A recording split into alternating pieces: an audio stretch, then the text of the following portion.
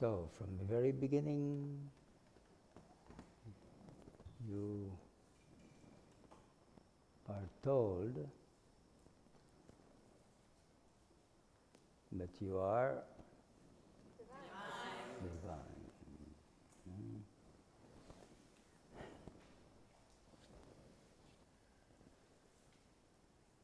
There could be nothing more empowering than to know that you are divine, right?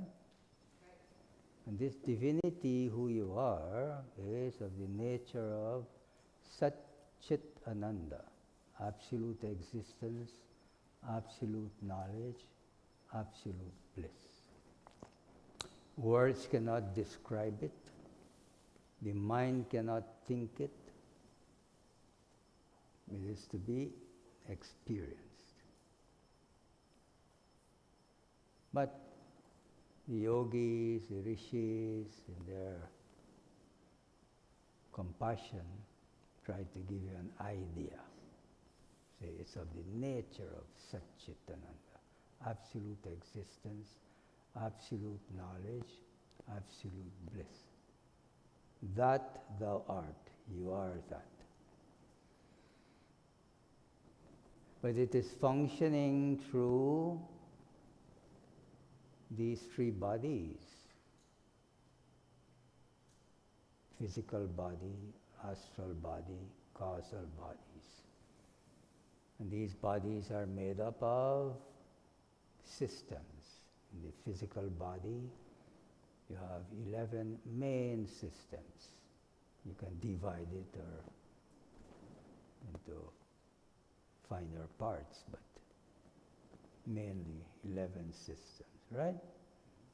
The astral body is made up of 5 systems. Energy system comprises of chakras, nadis, and so on. Emotional system, sensory system, mental system, intellectual system. All of that is in the astral body.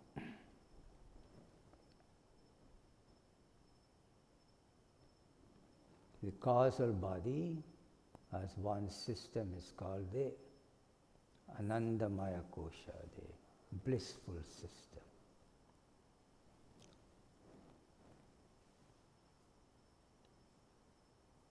The physical body,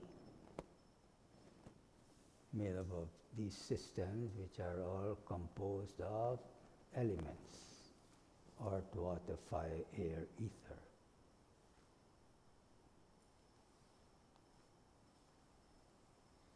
You are in this embodiment because of karma. We talked a little about karma.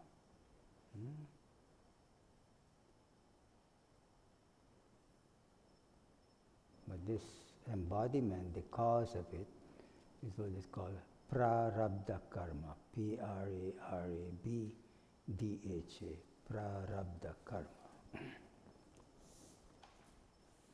Karma means action, right? Good action, bad action, mixed action. And the amazing thing about karma is you have to reap it. Nobody can reap your karma for you. I plant so many fruit trees here, anybody can reap it, isn't it? You can steal it, you can take it, and so on. But your karma that you are creating, whether good or bad or mixed, you have to reap it. There's no way around it.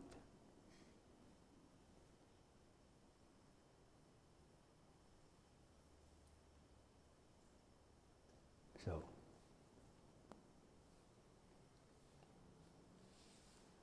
that part that you are working out in this embodiment is called prarabdha karma. the self, the soul, the Atman, moving through different mediums. Mineral kingdom, plant kingdom, animal kingdom.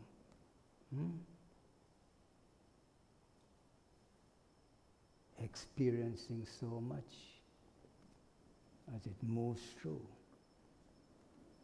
Plant kingdom starting from the plankton, unicellular plant, moving up the chain, complex plant species, transiting into the animal species, starting with amoeba, unicellular, moving up the chain to more complex bodies to express this divinity. And throughout all these movements, plant kingdom, animal kingdom, what do you see? The experience is struggling for survival, isn't it? Plant is always struggling, moving up to the light, to the sun, foraging for nourishment, and so on. Climbing up.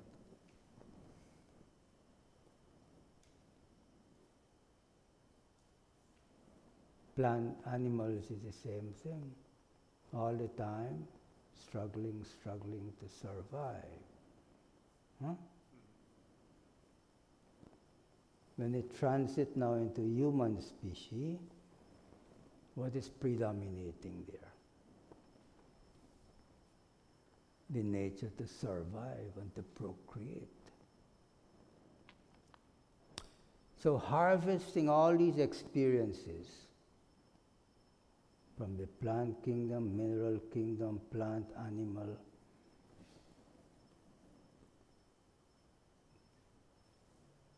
you are a trillionaire in karma, samskaras.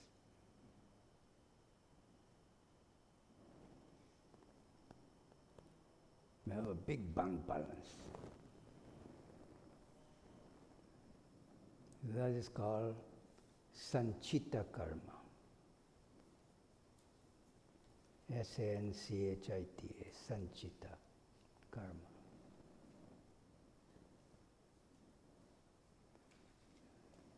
So this small portion that is a cause of this embodiment is called prarabdha karma, right? And that will unfold. If you don't know how to work it out, then while that is unfolding, you are creating more karma. And that is called agami karma. That is being created while the prarabdha karma is unfolding. And that is for the added on to your bank balance. So you could say, in effect, you are a karma machine, all the time creating karma, and that propels you to birth and death, birth and death. When the prarabdha karma has unfolded, then there is no cause for this body to be there anymore, so it's dropped. You say you die, but really there is no death. The soul, which the astral body is not the soul, but the astral body withdraws from the physical body, taking with it all the experiences.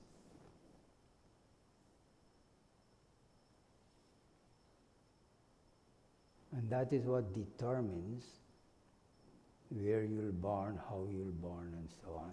But in the meantime, while the womb is being created for you, the astral body now withdraws from the physical body. Everything, your mind, your senses, your intellect, your emotions, Everything is in the astral body. Not because you drop the physical body means it's gone. The physical body goes back to the elements. But everything that you have created through your action, thoughts, words, deeds, and so on, all of that goes to create your nature, your personality. And in the astral world, you're now born in the astral world, if your merits outweighs your demerit, then you say you go to heaven. If your demerit means your bad karma outweighs your good karma, then you say you go to hell. But there's not just one hell or one heaven.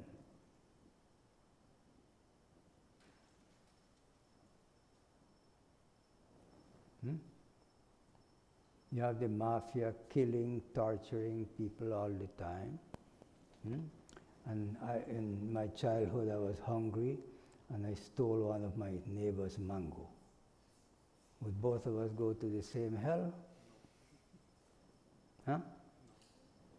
Sister Teresa helping all the poorest of the poor, the people on the street and so on, all her life. And one day I helped an old lady to cross the street. Would both of us go to the same heaven? It's not logical. So according to your merit or demerit, that is the kind of heaven or level of heaven or hell that you will be existing in the astral world. When that time is exhausted also, then the astral body is dropped and the essence of what you are is withdrawn into the seed body, causal body. And it stays there in the state of potentiality until a womb is created with your vibration, then it's attracted to that womb, germinates again, and you start from where you left off.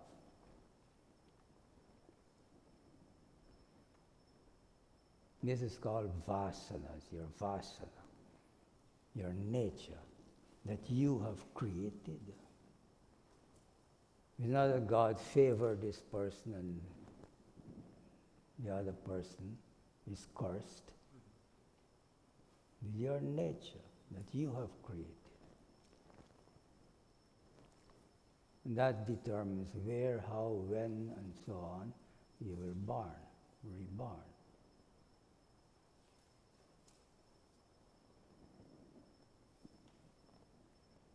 And you continuously are involved, incarnating, living, dying, incarnating, according to your nature, your vasanas. Now, if you don't have knowledge or understanding, or that turning point has not taken place in your life, then you are propelled all the time by your predominating vasanas, predominating nature. What is that predominates in the mass of humanity? The nature to survive and to procreate, isn't it? So we call it the lower nature, the animalistic nature of lust, greed, hatred, jealousy, envy, lots of fear, isn't it? Isn't that what predominates in the mass of humanity? Without knowledge, you just continue like that, and that is what propels you to further birth, and you just reinforces or magnifies that nature.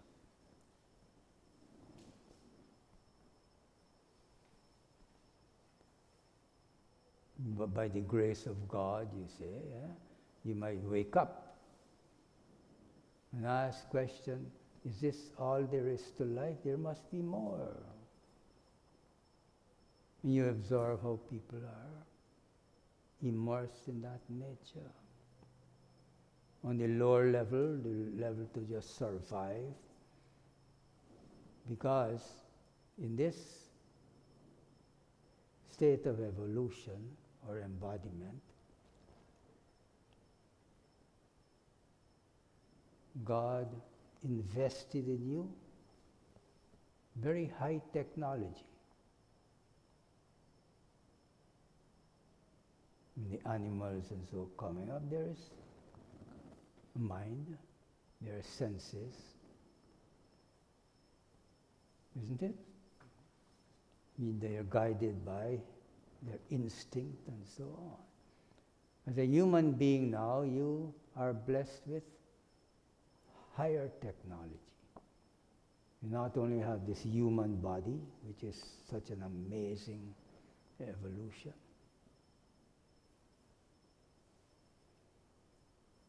but you're given a mind, intellect, to discriminate. You also are endowed with self-awareness.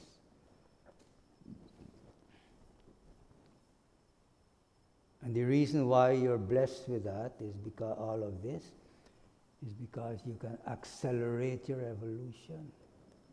The trees and the animals and so, they're naturally moving from one species to another. And what is the motivating force behind that? It is the self. Soul wanting to express its fullness. So it moves from one embodiment to another, guided by just instinct. As a human being now, is that the pinnacle of evolution? Is the beginning of a whole new movement. Because if as a human being you are only guided by the base, lower nature of lust and greed and jealousy and envy, eating, drinking, sleeping, it's no different from the animals, isn't it? That's all the animals do. The only difference is that you're doing it on two legs. And you're not unfolding your higher potential.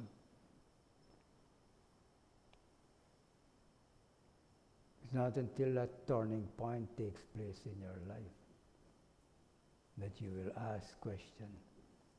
There must be more to this life than eating, drinking, sleeping, procreating, having brief moments of pleasure and so on.